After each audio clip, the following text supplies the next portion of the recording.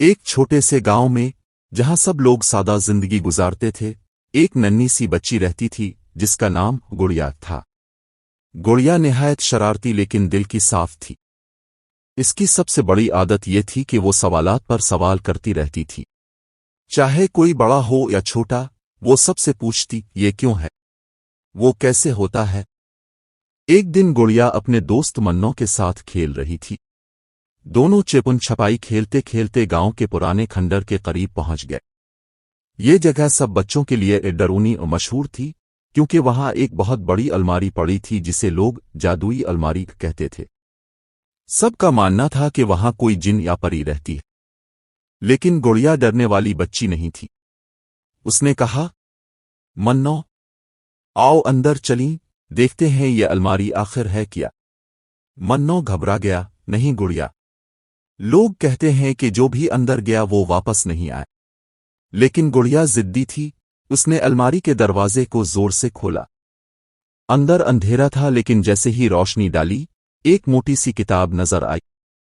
کتاب پر سنہری حروف لکھے تھے، جو کھولے گا وہی راز جانے گا۔ گڑیا نے جھٹ سے کتاب الفاٹے لی اور کھول دی۔ اچانک کتاب کے صفحے سے روشنی کا طوفان نکلا اور دونوں بچے ایک عجیب و غریب دنیا میں پہنچ گئے۔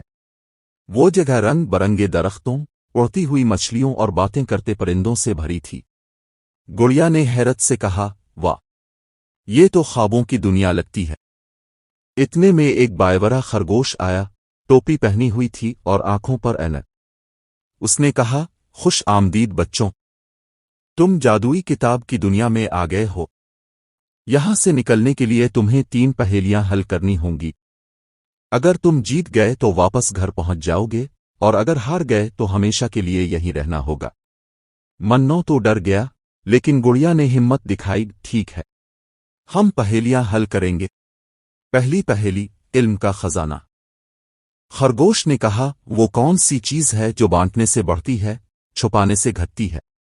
منو نے سر پکڑ لیا، لیکن گڑیا مسکرائی اور بولی، یہ تو علم ہے۔ خرگوش خوش ہو کر تالیاں بجانے لگا۔ شاندار، پہلا امتحان پاس۔ دوسری پہیلی، دوستی کی طاقت۔ اب ایک طوطا آیا اور بولا، کون سی طاقت ہے جو نہ دکھائی دیتی ہے، نہ چھوئی جا سکتی ہے، لیکن دنیا کی سب سے بڑی دولت ہے؟ منو نے کہا، شاید محبت۔ گڑیا نے کہا، نہیں، یہ دوستی ہے، کہ دوستی انسان کو ہمت دیتی ہے۔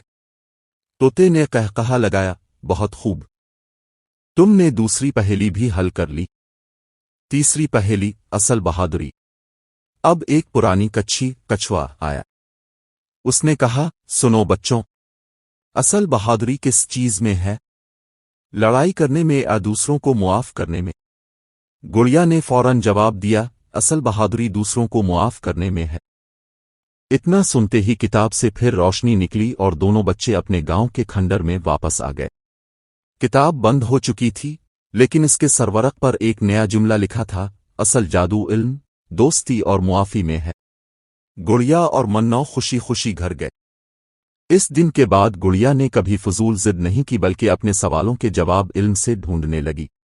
منو بھی بہادر اور معاف کرنے والا بن گیا۔